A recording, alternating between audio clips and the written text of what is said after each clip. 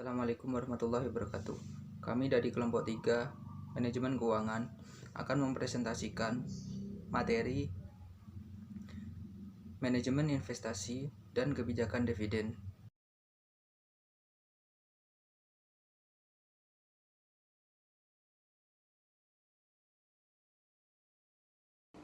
Assalamualaikum warahmatullahi wabarakatuh. Saya Ferdian Salmansiawan dengan NIM 201010411093. Nah, di sini saya akan menjelaskan tentang pengertian dividen. Dividen adalah pembagian kepada pemegang saham PT yang sebanding dengan jumlah lembar yang dimiliki.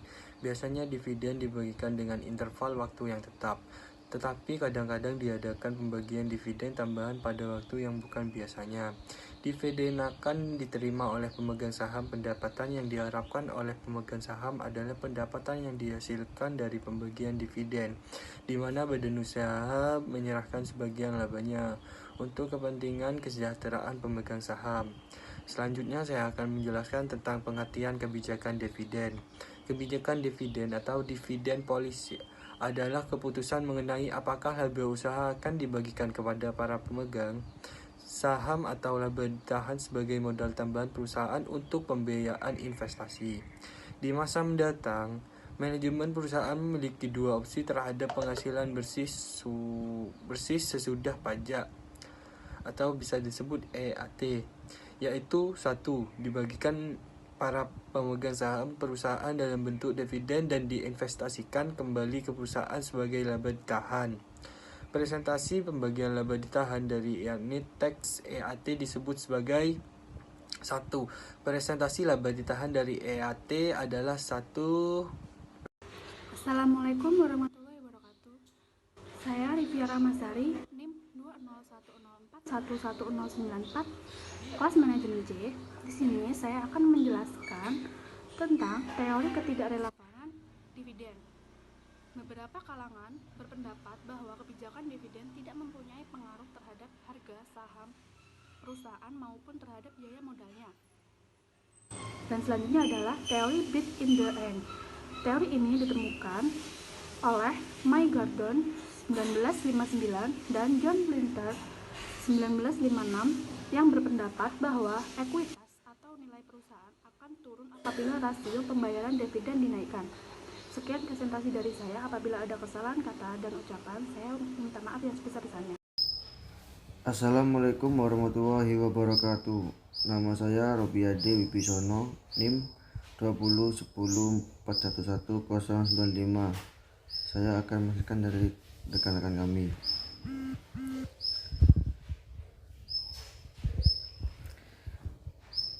Residual dividen policy. Menurut teori dividen, residual perusahaan menetapkan kebijakan dividen setelah semua investasi yang menguntungkan habis dibiayai. Dengan kata lain, dividen yang diberikan merupakan sisa residual setelah semua usulan investasi yang menguntungkan habis biaya. C. Jenis-jenis dividen. Jumlah atau nilai dividen yang dibagikan tidak selalu sama dengan periode sebelumnya, akan tetapi bisa saja mengalami perubahan. Menurut Barikwan, dividen dibedakan menjadi 5 jenis. Dividen cash merupakan dividen yang dibagikan dalam bentuk cash. Hal yang penting diketahui pemimpin perusahaan sebelum memutuskan atau membuat pengumuman pembagian dividen cash, apakah jumlah cash tersedia dan mencukupi untuk pembagian dividen itu. Dividen aktiva selain cash properti dividen. Tidak selamanya dividen dibagikan dalam bentuk cash. Terkadang pembagian dividen dilakukan dalam bentuk aktiva. Bentuk ini disebut sebagai properti dividen. Dividen likuidasi dividen yang sebagian merupakan pembagian modal. Bila perusahaan memutuskan untuk membagikan dividen, maka pemegang saham harus diberitahui mengenai jumlah laba yang dibagikan termasuk berapa pembelian modal. Dengan begitu, pemegang saham dapat mengurangi rekeningnya investasinya. Sekian dari kami. Assalamualaikum warahmatullahi wabarakatuh. Assalamualaikum warahmatullahi wabarakatuh. Saya Ahmad Wildan Faruzaman, NIM 20104111096, kelas manajemen C. Di sini saya akan menjelaskan tentang dividen saham. Merupakan pembagian tambahan saham dengan tidak dipungut pembayaran kepada pemegang saham. Sebanding dengan saham yang dimilikinya, dividen saham dapat berupa saham yang sejenis atau jenis yang berbeda. Pembagian dividen saham dibenarkan dengan alasan keinginan manajer perusahaan menahan laba secara tetap, membagi aktiva yang akan digunakan dalam ekspansi atau modal kerja guna mendorong perdagangan saham dengan menaikkan jumlah saham yang beredar. Dengan begitu harga pasar saham menjadi turun. Selanjutnya, dividen hutang. Jenis dividen ini timbul bila mana laba tidak dibagi. Sebenarnya mencukupi saldo, kas tidak mencukupi. Dengan begitu, manajer perusahaan mengeluarkan skrip dividen, yaitu janji tertulis untuk membayar jumlah tertentu di waktu yang akan datang. Skrip dividen bisa saja berbunga atau tidak berbunga. Selanjutnya, faktor-faktor yang mempengaruhi kebijakan dividen. Kebijakan dividen ini ada dua, yaitu yang pertama, kas dan likuiditas perusahaan. Perusahaan yang memiliki laba ditahan yang cukup, akan tetapi jajaran manajemen memutuskan untuk investasi ke dalam aktiva real, maka perusahaan tidak membayar dividen dalam bentuk kas. Yang kedua, kebutuhan pembayaran utang perusahaan. Hal ini dikarenakan terdapat batasan dalam perjanjian kepada kreditur, seperti pembayaran dividen hanya dapat dilakukan secara laba yang tersedia bagi pemenang saham setelah dikurangi cicilan pinjaman atau bila mana modal kerja mencapai tingkat tertentu. Yang ketiga, tingkat ekspansi yang tinggi memerlukan dana yang besar. Dengan demikian, laba yang diperoleh lebih baik ditahan. Selanjutnya akan dijelaskan oleh rekan saya. Sekian dari saya. Wassalamualaikum warahmatullahi wabarakatuh. Assalamualaikum warahmatullahi wabarakatuh. Perkenalkan, nama saya Winelda Ninda Rositania, nomor induk mahasiswa 20104111097. Di sini saya akan menjelaskan mengenai aspek-aspek dalam kebijakan dividen. Dividen saham atau stok dividen. Dividen saham atau stok dividen yaitu dividen yang dibagikan perusahaan kepada para pemegang saham dalam bentuk saham perusahaan sehingga jumlah saham perusahaan menjadi bertambah. Pengaruh kebijakan dividen terhadap 1. Neraca. Pengaruh stok dividen terhadap neraca adalah merubah jumlah total saham meningkat, sehingga laba dividen dan harga per saham seluruhnya menurun. Pemindahan modal dari laba yang ditahan dihitung dengan rumus jumlah uang yang dipindahkan dari laba ditahan sama dengan jumlah lembar saham yang beredar dikali persentase dividen saham dikali harga pasar. 2. Harga pasar. Jika dividen disertai dengan kenaikan dividen tunai, nilai saham perusahaan akan meningkat. Sebaliknya, jika dividen saham tidak disertai dengan kenaikan dividen tunai atau dilusi laba dan dividen per saham, menyebabkan nilai saham akan menurun dengan persentase sebesar dividen saham. Selanjutnya akan dilanjutkan oleh teman saya. Wassalamualaikum warahmatullahi wabarakatuh.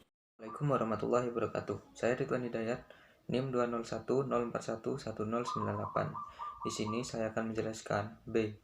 Pemecahan stok atau stock split.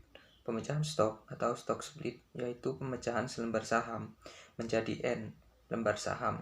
Harga per lembar saham baru setelah stock split adalah sebesar 1/N dari harga sebelumnya. C. Pembelian kembali saham atau repurchasing of stock. Sebagai alternatif pemberian dividen berupa uang tunai, perusahaan dapat mendistribusikan pendapatan kepada pemegang saham dengan cara membeli kembali saham perusahaan atau disebut repurchasing stock. Saham yang dibeli kembali itu akan dibukukan sebagai pemikiran treasury stock dengan dibeli kembali sebagai saham.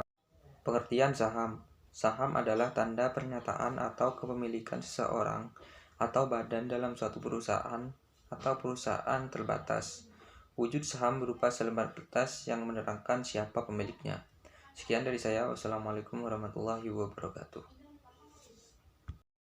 Assalamualaikum warahmatullahi wabarakatuh. Saya Novi Anggrani, NIM 20104111099. Kemudian yang B adalah jenis saham. Yang pertama, jenis saham biasa. Saham biasa adalah saham yang menempatkan pemiliknya paling akhir terhadap pembagian dividen yang dan hak atas harta kekayaan perusahaan apabila perusahaan tersebut dikuidasi, karena pemilik saham biasa ini tidak memiliki hak-hak istimewa. Pemilik saham biasa juga tidak akan memperoleh pembayaran dividen selama perusahaan tidak memperoleh laba. Setiap pemilik saham memiliki hak suara dalam rapat umum pemegang saham atau RUPS dengan ketentuan one share one vote. Pemegang saham biasa memiliki tanggung jawab terbatas terhadap klaim pihak lain sebesar proporsi sahamnya dan memiliki hak untuk mengalihkan kepemilikannya sahamnya kepada orang lain. Kemudian, karakteristik saham biasa atau common stock. Yang pertama yaitu umumnya jika orang berbicara mengenai saham perusahaan berarti yang dimaksud adalah saham biasa.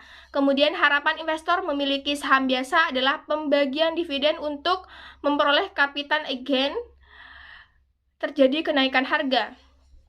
Kemudian merupakan saham untuk menempatkan pemiliknya paling akhir atas pembagian dividen dan hak paling akhir atas harta kekayaan perusahaan apabila perusahaan tersebut jatuh atau rugi.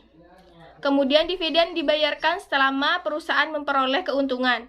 Kemudian selama pemegang saham memiliki hak suara dalam RUPS. Sekian dari saya.